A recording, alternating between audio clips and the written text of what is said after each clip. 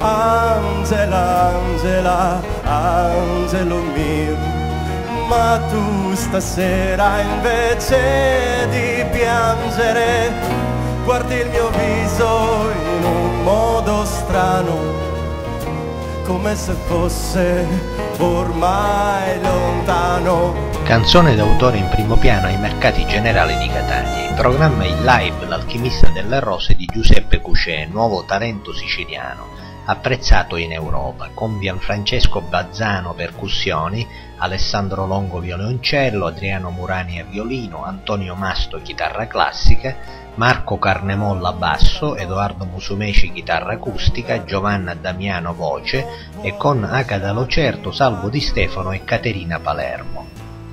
Giuseppe Cucè, cantautore innovativo, è noto al pubblico per l'evento di teatro musica Oltre le nuvole tributo a Luigi Tenco e per il CD di esordio La mela e il serpente, al quale recentemente ha fatto seguito il nuovo inedito Rosa.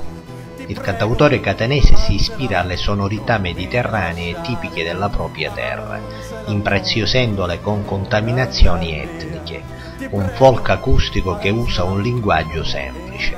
Con il live L'alchimista delle rose, Cucè si conferma artista a tutto tondo, che come un sapiente artigiano dei profumi combina fragranze musicali di indubbia raffinatezza. Grazie.